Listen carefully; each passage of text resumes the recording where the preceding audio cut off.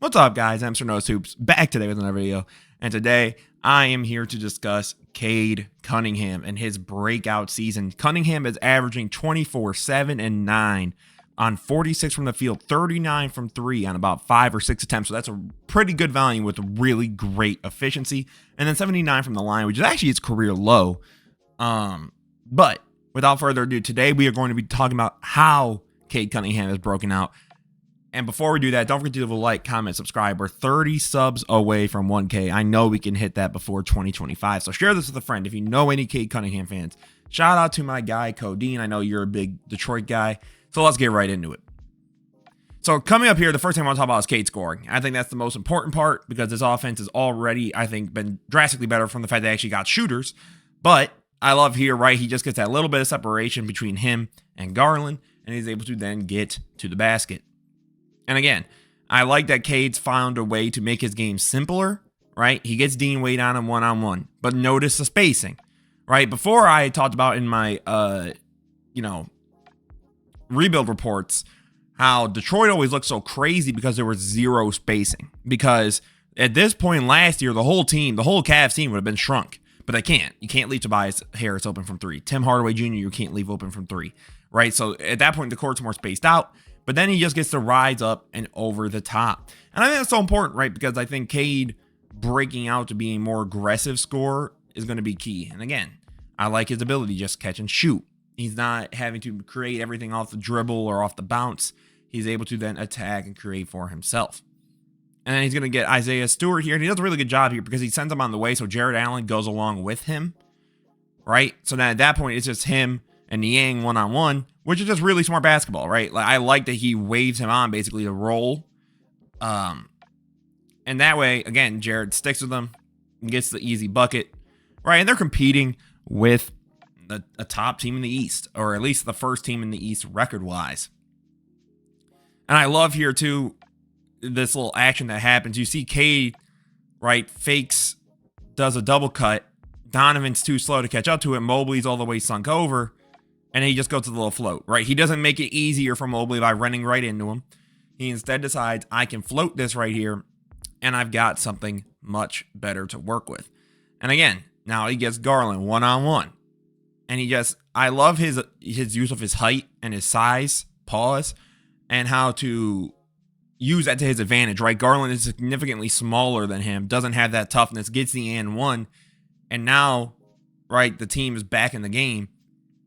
And again, I think the way that he's able to create, because now Tim Hardaway Jr. has to stick here. If this was like, anyone else from before, and again, I think if this was anyone else from like last year's team, so if this was like Jaden Ivey or even like Jalen Duren, something like that, they wouldn't have respected it. They would have just came off and go double. I love he gets Garland the back shoulder. Allen doesn't really jump.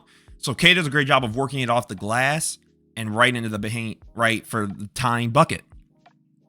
I think Cade has ultimately made getting a bucket for himself significantly easier, which is so much better for the sake of this team. Like, again, he's their best player, and he needs to, be aggressive to do that. And now that he has been afforded spacing in some form of, something like what we all sort of thought coming into the draft, I think Cade Cunningham's looking very legitimate. He could become an all-star this season. I would not be surprised. He could make it in as like the wild card, I believe they call it now, the non-position spots.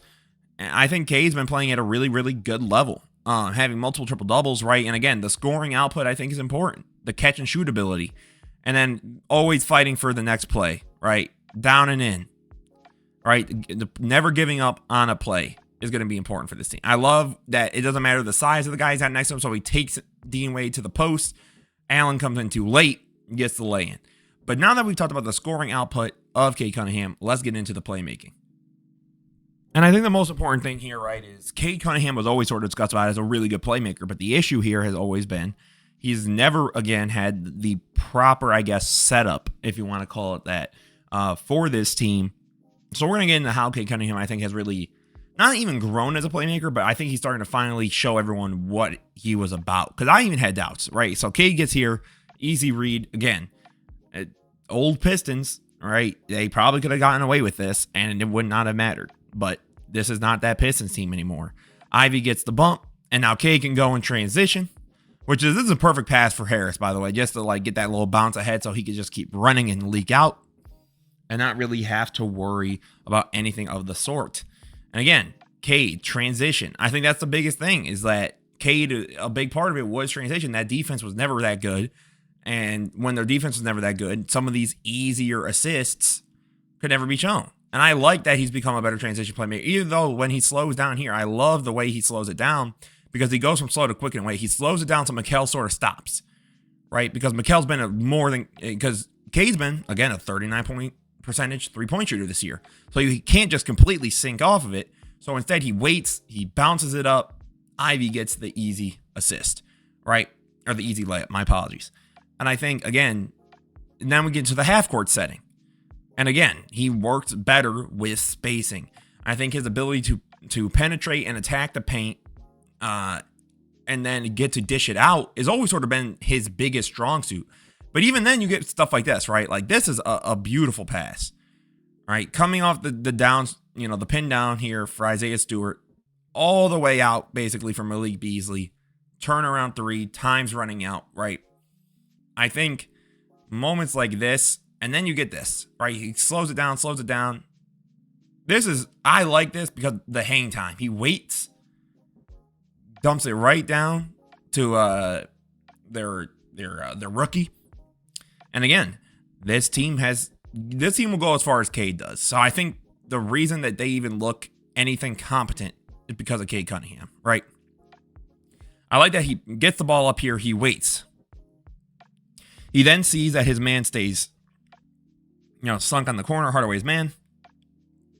Or no, my apologies, Malik Beasley's man. And they can just continue with their action. And again, the screen action again bumps it right down.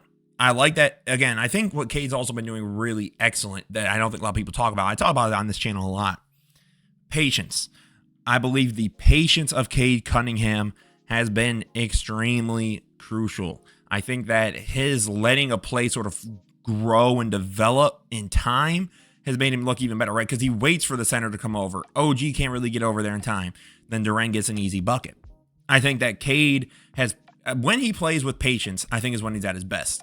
And I do have, I guess, my major area of improvement. But first of all, this is a beautiful pass, right? Because Ivy does a perfect job cutting. Anunoby doesn't really get there in time. Right over. You got Brunson on you. You're not worried about Brunson. And then he gets the up and in.